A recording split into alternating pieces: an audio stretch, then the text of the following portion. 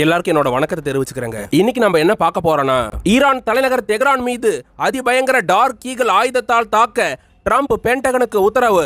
அரபு நாடுகளையும் அமெரிக்க ராணுவ தளங்களையும் 5000 ஏவுகணையால் தாக்குவோம். ஈரானின் IRGC ராணுவம் மிரட்டல். மத்திய கிழக்குல 2வது கட்ட போருக்கு தயாராயிட்டு இருக்கிற ஈரான், அமெரிக்கா, இஸ்ரேல் நாடுகளுக்கு நடுவுல இப்ப என்ன நடந்துட்டு இருக்குன்றத இந்த வீடியோல பார்க்கலாம் ஃப்ரெண்ட்ஸ். நம்ம சேனலை நிறைய நண்பர்கள் பாக்குறீங்க, ஆனா சப்ஸ்கிரைப் பண்ணாம பார்த்துட்டு இருக்கீங்க. ஜியோ பாலிடிக்ஸ் சம்பந்தமான நிறைய இன்ஃபர்மேஷன் தெரிஞ்சுக்க நம்ம சேனலை மறக்காம சப்ஸ்கிரைப் பண்ணிக்கோங்க. தொடர்ந்து சப்போர்ட் பண்ணுங்க. உங்களுக்கு பயன் தரக்கூடிய நிறைய புத்தகங்களை நாங்க டேக்டு ப்ராடக்ட்ஸா கொடுத்துருக்கிறோம், அதையும் போய் செக் பண்ணி பாருங்க. இப்போ வாங்க ஃப்ரெண்ட்ஸ், நம்ம வீடியோக்குள்ள போகலாம்.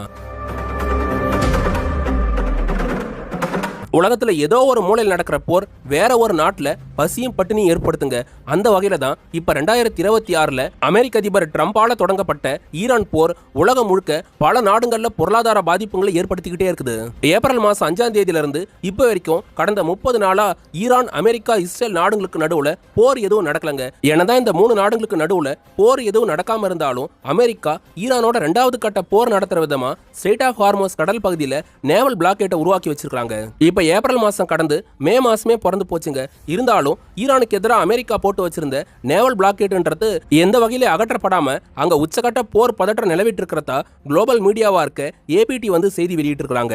ஒரு பக்கம் ஈரான் அரசாங்கத்தோட அமைதி பேச்சுவார்த்தைகளை நடத்திக்கிட்டே இன்னொரு பக்கம் அமெரிக்க அதிபர் ட்ரம்ப் ஈரானோட பொருளாதாரத்தை காலி பண்ணாம விடமாட்டேன்னு ட்ரம்ப் மத்திய கிழக்குல ஒவ்வொரு நாளும் பண்ணிட்டு இருக்கிற ராணுவ நகர்வுகளால அங்க பொருளாதார பாதிப்புகளும் ஏற்பட்டு இருக்குது, போர் பதற்றமும் அதிகமாயிட்டு இருக்குதுங்க. ஃப்ரெண்ட்ஸ், இதுக்கு மத்தியில அமெரிக்காவோட நாடாளுமன்றத்துல ஈரான் போரை மையப்படுத்தி பெரிய விவாதமே இப்ப அரங்கேறிக்குதுங்க.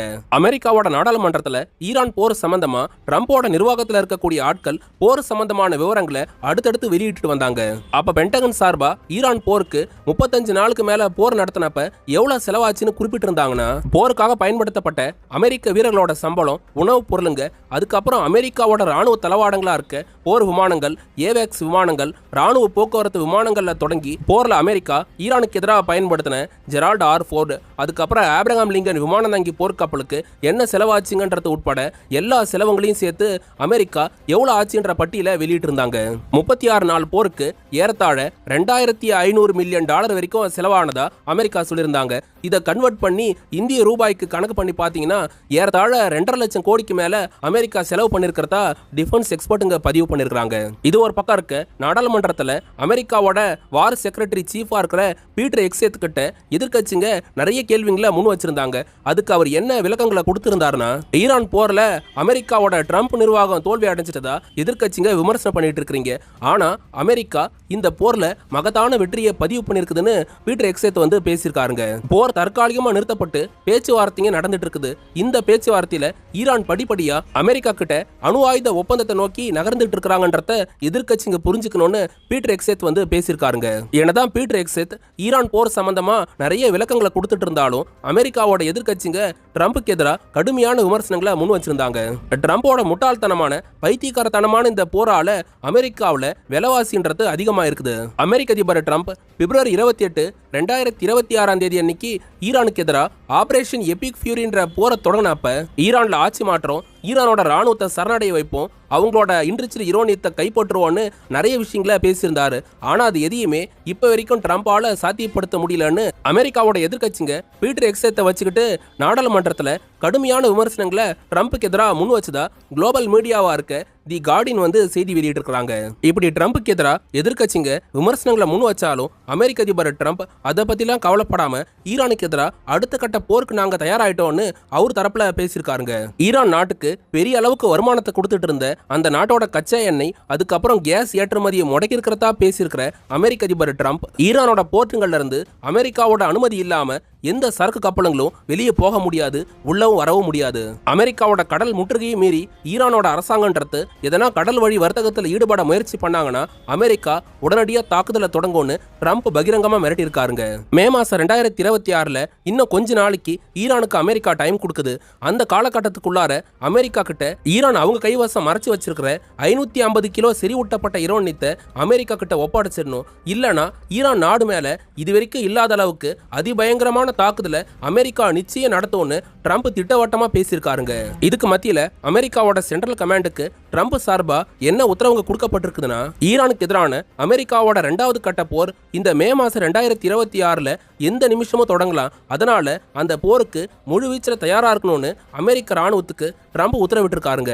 இது மட்டும் இல்லாம இப்ப தொடங்குற போர்ல ஈரானுக்கு எதிராக டார்க் ஈகிள் என்ற அதிபயங்கரமான ஹைப்பர்சானிக் ஆயுதத்தை அமெரிக்கா ஈரான் மேல பயன்படுத்த முடிவு பண்ணிருக்கிறதா குளோபல் மீடியாவா இருக்க தி டைம்ஸ் நவ் செய்தி வெளியிட்டு இருக்காங்க. ஃப்ரெண்ட்ஸ், பிப்ரவரி மார்ச் மாதங்கள்ல ஈரானுக்கு எதிரான போர்ல அமெரிக்க ராணுவன்றது பல அதிநவீனமான ஆயுதங்களை ஈரான் ராணுவத்துக்கு எதிராக பயன்படுத்தி இருந்தாங்க. டொமகாவாக் மிசைல்ஸுங்க, GBU-28, GBU-72, GBU-57 மாதிரியான பங்கர் பஸ்டர் பாம்புங்க, இதோட சேர்த்து JDAM மாதிரியான பாம்ஸுங்க உட்பட பல ஆயுதங்களையும் ஈரான் ராணுவத்துக்கு எதிராக அமெரிக்கா போர்ல பயன்படுத்தி இருந்தாங்க.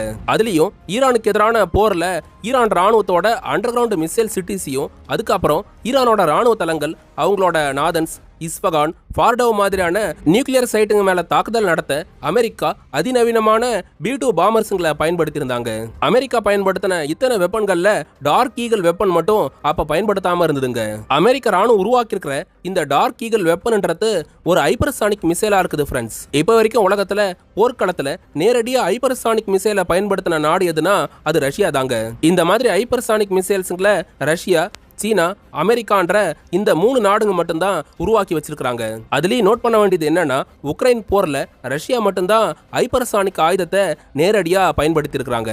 ரஷ்யா தன்னோட ஜிர்கான் வேரியண்ட்டை சார்ந்த ஹைப்பர்சானிக் ஆயுதத்தை உக்ரைனுக்கு எதிரான போர்ல நிறைய தடவை பயன்படுத்தி இருக்காங்க. சீனாவுமே நாங்க ஹைப்பர்சானிக் மிசைல்ஸுங்களை உருவாக்கி வச்சிருக்கிறோம்னு அவங்க தரப்புல சொல்றாங்க. இருந்தாலுமே அது சரியா ராணுவ பயன்பாட்டுக்கு வரலன்ற மாதிரி டிஃபென்ஸ் எக்ஸ்பர்ட்டுங்க பதிவு பண்ணிருக்காங்க. இப்படி சீனா, ரஷ்யாவுக்கு அடுத்து அமெரிக்கா தான் டார்க் ஈகிள் என்ற ஹைப்பர்சானிக் மிசைல்ஸை அவங்க ராணுவத்தில் இணைச்சு வச்சிருக்காங்க. இப்போதைக்கு அமெரிக்க ராணுவத்தில் டெஸ்டிங் ஃபேஸ்ல இருந்துட்டு இருக்கிற இந்த டார்க் ஈகிள் ஹைப்பர்சானிக் மிசைல்ன்றது கிரவுண்ட் லான்ச் வேரியண்டா இருக்குதுங்க. அதாவது இந்த ஏவுகணையை தரையில இருந்து எதிரி நாடுகளோட இலக்க குறி வச்சு தாக்குதல் நடத்த முடியும். மேக் 5 ஸ்பீடு, அதாவது நாம பேசுற சத்தத்தை விட 5 மடங்குக்கும் அதிகமான வேகத்துல இந்த ஏவுகணையால பயணிக்க முடியும்ன்றதுனால எந்த ஒரு ஏர் டிஃபென்ஸ் சிஸ்டத்தாலையும் இதை தடுக்க முடியாதுன்னு அமெரிக்கா சொல்றாங்க. ஈரானுக்கு எதிரான அமெரிக்காவோட அந்த 36 நாள் போர்ல ஈரான் ராணுவ தளங்கள் கடுமையான சேதமாகறதுக்கு அமெரிக்காவோட டொமகாவாக் மிசைல்ஸுங்க மிக முக்கியமான காரணம்ன்ற மாதிரி டிஃபென்ஸ் எக்ஸ்பர்ட்டுங்க பதிவு பண்ணிருக்காங்க. இப்ப ஈரானுக்கு எதிராக திரும்பவும் 2வது கட்டமா ட்ரம்ப் எந்த நிமிஷமும் படையெடுக்கலான்ற சூழ்நிலை இருக்கிறதுனால இந்த செகண்ட் ஃபேஸ் வார்ல ட்ரம்ப் ஈரானோட IRGC ராணுவத்துக்கு எதிராக டார்க் ஈகிள் ஹைப்பர்சானிக் ஆயுதத்தை பயன்படுத்தினார்னா அது ஈரான் ராணுவத்தோட உள்கட்டமைப்புலையும் அவங்களோட கச்சா எண்ணெய் கட்டமைப்புகளையும் கடுமையான சேதத்தை ஏற்படுத்துறதுக்கு அதிகமான வாய்ப்பு இருக்குதுங்க. இப்படிப்பட்ட நிலைமையில ட்ரம்போட இந்த மிரட்டல் எல்லாத்துக்கும் சேர்த்து ஈரானோட ஸ்போக் பர்சனா இருக்க ஜுல்ஃபகாரி என்ன விஷயத்த பேசியிருக்காருன்னா, அமெரிக்காவோட உருட்டல் மிரட்டல் எல்லாத்துக்கும் அடிபணியறதுக்குன்னு உலகத்துல சில நாடுங்க இருக்குது. அந்த வரிசையில ஈரான் என்னைக்குமே கிடையாது. ஈரானுக்கு எதிராக போர் நடத்தி பல லட்சம் கோடி இழந்திருக்கிற அமெரிக்க அரசாங்கன்றது இதுக்கு மேலேயும் ஈரான் போர்ல ஜெயிக்கிறான்னு டார்க் ஈகிள் மாதிரியான ஆயுதங்களை கொண்டு வந்து ஈரானுக்கு எதிராக போர் நடத்தினாலும் ட்ரம்போட ராணுவத்தால எந்த காலத்திலையும் ஈரான்ல ஆட்சி மாற்றத்தையும் ஏற்படுத்த முடியாது, ஈரானோட IRGC ராணுவத்தையும் வீழ்த்தவே முடியாதுன்னு ஈரான் ராணுவத்தோட ஸ்போக் பர்சனா இருக்க ஜுல்ஃபகாரி அமெரிக்காவுக்கு எதிராக பகிரங்கமான மிரட்டல் விடுத்திருக்காருங்க. இதுக்கு அடுத்ததா ஈரான் நாட்டோட ஃபாரின் மினிஸ்டரா இருக்க அப்பாஸ் அராக்சி என்ன விஷயங்களை பேசியிருக்காருன்னா, 1973 அமெரிக்காவால கொண்டு வரப்பட்டிருக்க போர் சட்டங்கள் அடிப்படையில அமெரிக்க அதிபர்களால 60 நாளைக்கு மேல மற்ற நாடுங்க மேல போர் நடத்த முடியாது. அதுலயும் இப்போதைய அமெரிக்க அதிபரா இருக்க ட்ரம்ப் ஈரான் நாடுக்கு எதிராக அநியாயமான போரை தான் 35 நாளைக்கு மேல நடத்தினாரு. இஸ்ரேல் பிரதமர் பெஞ்சமின் நெதன்யாகுவோட பேச்சை கேட்டு அமெரிக்க அதிபர் ட்ரம்ப் ஈரான் நாட்டோட உச்ச தலைவராக இருந்த காமேனியே குண்டு வீசி இல்லாம பண்ணாரு. இந்த மாதிரி படுபாதகமான காரியங்களை பண்ண இஸ்ரேல் அமெரிக்க அதிபர்கள் இப்ப ஈரானுக்கு எதிராக 2வது கட்ட போர் நடத்தணும்னு துடிச்சுக்கிட்டு இருக்காங்க. ட்ரம்ப் நிர்வாகம் சொல்ற மாதிரி ஈரானுக்கு எதிராக போர் நடத்த அமெரிக்கா 2.5 லட்சம் கோடிலாம் செலவு பண்ணல, 10 லட்சம் கோடிக்கு மேல செலவு பண்ணிருக்காங்கன்னு அப்பாஸ் அராக்சி பேசியிருக்காருங்க.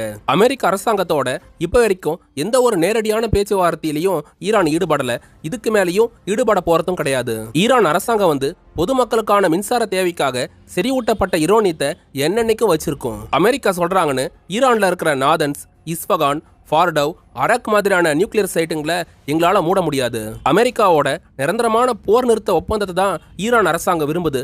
இது மட்டும் இல்லாம போர் நடத்தினதுக்கு இழப்பீடா அமெரிக்கா எங்களுக்கு பணம் கொடுக்கணும்னு அப்பாஸ் அராக்சி அமெரிக்காவுக்கு எதிராக தன்னோட ஸ்டேட்மெண்ட்டை கொடுத்திருக்காருங்க. இது மட்டும் இல்லாம ரெண்டாவது கட்டமா அமெரிக்கா திரும்பவும் போரை தொடங்குற பட்சத்துல ஸ்ட்ரெய்ட் ஆஃப் ஹார்மோஸ் கடல் பகுதியில் இருக்கிற அமெரிக்கா போர்க்கப்பல் மட்டும் இல்லாம அமெரிக்காவோட நட்புல இருக்க சவுதி அரேபியா, கத்தார், UAE உட்பட எல்லா அரபு நாடுங்க மேலேயும் ஆயிரக்கணக்கில் ஏவுகணைகளை வீசுவோன்னு ஈரான் மிரட்டல் விடுத்திருக்காங்க. ஈரானுக்கு எதிராக அமெரிக்கா டார்க் ஈகிள் ஆயுதத்தை பயன்படுத்துவாங்களா? நீங்க என்ன நினைக்கிறீங்கன்றத கமெண்ட்ல பதிவு பண்ணுங்க. இதோட இந்த வீடியோவை முடிச்சுக்கிறாங்க ஃப்ரெண்ட்ஸ். நாங்க நிறைய ஆர்டிகல்ஸை படிச்சு தகவல் திரட்டி ஸ்கிரிப்ட் ரைட் பண்ணி தான் உங்களுக்கு நாங்கள் வீடியோஸாக கொடுத்துட்டு இருக்கிறோம். எங்களுக்கு நீங்கள் உதவ நினைச்சீங்கன்னா தயவு செஞ்சு சப்ஸ்கிரைப் பண்ணுங்க ஃப்ரெண்ட்ஸ். நாங்கள் சில புத்தகங்களை டேக்டு ப்ராடக்ட்ஸாக கொடுத்துருக்கோம், அதையும் போய் செக் பண்ணி பாருங்க. எங்களுக்கு சில நண்பர்கள் யூடியூபோட சூப்பர் தேங்க்ஸ் ஆப்ஷன் மூலமாகவும் QR கோடு மூலமாக உதவி பண்ணிட்டு இருக்காங்க. நீங்களும் உதவ நினைச்சீங்கன்னா இந்த வழிகளை பயன்படுத்தி எங்களுக்கு உதவலாம் ஃப்ரெண்ட்ஸ். மக்களுக்கு எதிராக தேவையில்லாம போர் நடத்திக்கிட்டு இருக்க வல்லரசுங்களோட அதிபருங்க போருங்களை கைவிட்டு மக்களுக்கான அடிப்படை தேவையா இருக்க கல்வி, உணவு, மருத்துவத்துக்கு முக்கியத்துவம் கொடுக்கணுங்க. அடுத்து ஒரு டிஃபென்ஸ் ஜியோ பாலிட்டிக்ஸ் தகவலோட நாளைக்கு உங்களை வந்து சந்திக்கிறேன். அது வரைக்கும் உங்ககிட்ட இருந்து விடை பெறுவது ஆல் இன் தமிழ்.